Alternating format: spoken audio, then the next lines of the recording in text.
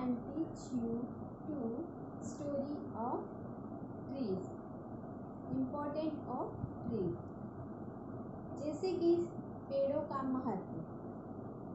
संतों की रचनाओं में एक रचना है वृक्षवल्ली अम्मा सोय रे वन चरे, जिसका मतलब है कि पेड़ हमारे रिश्तेदार हैं, राइट।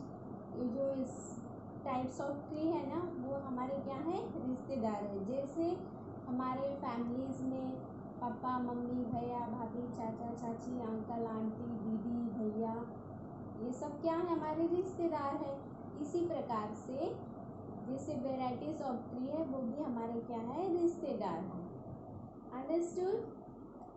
संस्कृत में भी पेड़ों को तुलना सज्जनों से की गई है, जिससे सज्जन दूसरों के उपकार मात्र करते हैं किंतु बदले में कुछ नहीं चाहते।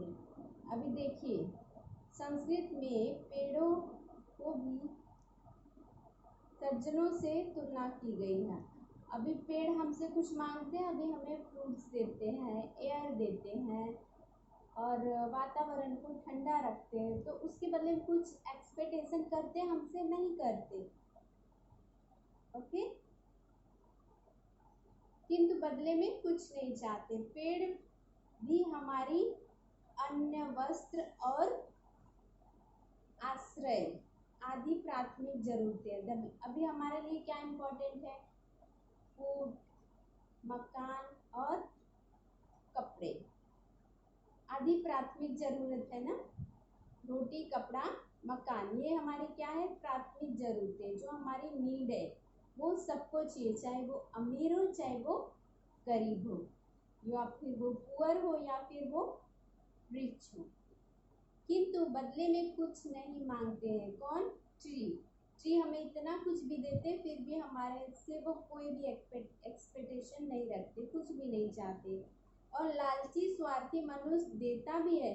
जैसे अभी कोई एक मनुष्य वो कुछ देगा तो हमसे कुछ एक्सपेक्टेशन करेगा कि मैंने इन्हें कुछ दिया है, तो अभी वो भी हमें कुछ बदले में देना चाहिए। ये क्या है, मनुष्य का नेचर है। लेकिन तो जो हमारे ट्रीज है वो कुछ भी नहीं देते, समझे। क्या निर्वाणीकरण, वृक्ष केवल मनुष्य की ही प्राथमिक जरूरतें पूरी नहीं करते, बल्कि पशु पक्षी एवं सूक्ष्म जीव जंतुओं की भी जरूरतें पूरी करते हैं। पेड़ों का महत्व सिर्फ इसलिए ही नहीं, बल्कि वे हमें शुद्ध हवा, ताजा हवा प्रदान करते हैं। अभी देखिए, पेड़ सिर्फ हमारे मनुष्य के लिए नहीं इम्पोर्टेंट है, वो पेड़ पशु पक्षी के लिए भी इम्पोर्टेंस है। और पेड़ हमें क्या, शुद्ध ताजा हवा प्रदान करता है, जो हमारे मन और मस्तिष्क को ताजा रखता है। अगर हमें देखो ऑक्सीजन की कमी होती तो कितना ऐसा घबराहट होती है, राइट।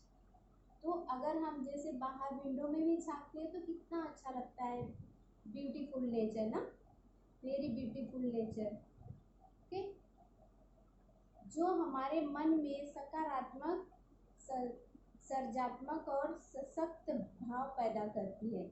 हमें ऑक्सीजन मिलने के बाद क्या क्या होता है, सकारात्मक और सर्जनात्मक और सशक्त भाव पैदा करते हैं, मतलब हमारा मन तन तरोताजा हो जाता है, फ्रेश हो जाता है। इसी कारण प्राचीन समय में हमारे ऋषि मुनि भी जंगलों में निवास करते थे। इसलिए देखो गौतम बुद्ध और ऐसे बड़े बड़े ऋषि मुनि तपस्वी जो है ना, वो एक वृक्ष के नीचे, बरगद के नीचे वो बैठ के और अपना तपस्या, मेडिटेशन वगैरह करते हैं। राष्ट्रीय कवि रविंद्रनाथ जी टैगोर ने भी हमारे विद्यालय अपने विद्यालय शांति निकेतन के लिए पेड़ पौधे से घिरा प्रकृति स्थान चुना था। कौन? जो रविंद्रनाथ टैगोर है ना, उन्होंने भी एक शांति निकेतन वन स्थापित किए थे, वहीं पे अपना विद्यालय का स्थापना किए थे। क्यों? क्योंकि वहाँ पे पेड़ पौधे हरे भरे वृक्ष हैं, तो ऑब्वियसली वहाँ पे जो बच्चे पढ़ेंगे तो उनका माइंड भी फ्रेश होगा और ब्यूटीफुल वातावरण रहेगा, इसलिए वो वहाँ बहुत ब्यूटीफुल प्लेस है। क्या, कौन सा? शांति निकेतन। और उन्होंने अपने विद्यालय का भी नाम क्या रखा? शांति निकेतन।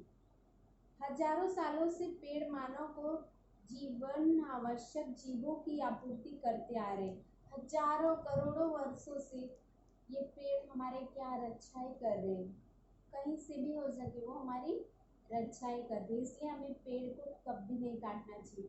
अगर कोई काटता भी है तो उसे मना करना चाहिए, वो भी गुस्से से नहीं, प्यार से। अगर प्यार से आप समझाओगे तो ऑब्वियसली कोई भी बात आपका नहीं टालेगा और बोलेगा हाँ अच्छा ये बात है, वृक्ष हमें देखो फल फूल और बहुत चीज़ें प्रदान करते हैं, तो इसलिए हमें क्या करना चाहिए? वृक्ष लगाना चाहिए और दूसरों को भी उनके उसके बारे में बताना चाहिए, उसके फायदेमंद, उसके एडवांटेज, और काटने के बाद एडवांटेज भी बताना है, ताकि वो पर्सन समझे और ज़्यादा पेड़ों को लगाए, वातावरण को शुद्ध करें। राइट बच्चे? उससे अपनी पहली हाँ राइट। मनुष्य अपनी खेती के औजार और लकड़ी से बनाते हैं।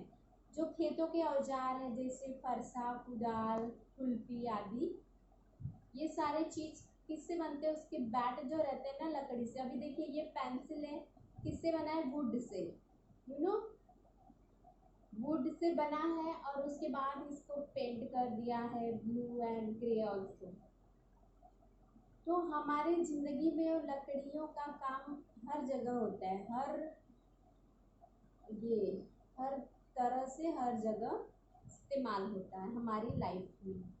फर्नीचर, टीवी और ये बेड, टेम्पल, हर चीज़ जहाँ देखो वुड का इस्तेमाल होता ही है, लकड़ी के का इस्तेमाल होता है घर बनाने में, अच्छे अच्छे बिल्डिंग्स, मकान बनाने में, बंगलो बनाने में वो यूज होते हैं। राइट, अब आगे चलते हैं। मनुष्य अपनी खेती के औजार भी लकड़ी से बनाता था और उससे अपनी पहली नाव और पहिया भी बनाने के लिए लकड़ी का ही इस्तेमाल किया था। जो पहली बार वो व्हील बना था ना, तो वो किससे बना था? लकड़ी से। राइट, और पहिया और क्या? पहिया और नाव। पहले क्या होता था, बहुत दूर आने जाने के लिए पैदल कितना चलेंगे पर्सन, उसके लिए क्या करते हैं? एक नाव बनाते हैं, तो पानी के अंदर अंदर दूसरे शहर चले जाते हैं, दूसरे देश चले जाते हैं, दूसरे कंट्री में चले जाते हैं, किसी नाव के थ्रू। और व्हील किसका बनाए? फिर ये तो क्या हो गया? Water transport. अभी जैसे हमें मार्केट जाना है तो बहुत दूर है, आते आते शाम हो जाती, तो इसके लिए उन्होंने व्हील का निर्माण किया, उसमें कुछ बैल वगैरह को अटैच किया, आने जाने में ट्रैवलिंग बना दिया। Okay, right student? Now next, लकड़ी का ही इस्तेमाल किया गया था। मनुष्य ने अपने औजार, मकान तथा कलाकारी की चीजें भी लकड़ी से ही बनाई थी। अपनी दवाइयाँ भी पेड़ पौधे के पत्ते और मूलों से बनते हैं। इस चीज़ों का पता हमें इतिहास से मिलता है। अभी देखिए जो हमारे आयुर्वेदिक चिकित्सक है वो जड़ी बूटियों से ही क्या करते हैं, जैसे हर्ब्स हो गया, प्लांट हो गया, तुलसी प्लांट हो गया, पुदीना प्लांट हो गया, और उससे टाइप्स ऑफ बेस्ट मेडिसिन बनाते हैं। कौन? आयुर्वेदिक डॉक्टर। इन चीज़ों के अलावा पेड़ वातावरण में नमी रखता है। जो पेड़ से हवा निकलती है ना, अच्छी ठंडी हवा निकलती है, उससे ये वातावरण को नमी पहुंचती है, जिससे कि ठंडापन महसूस होता है। जैसे आफ्टरनून में कितनी गर्मी होती है, तो उसको हवा चलने लगता है तो वातावरण को नमी और ठंडा रहता है, तो हमें अच्छा महसूस होता है, जिससे आबोहवा ठंडी रहती है।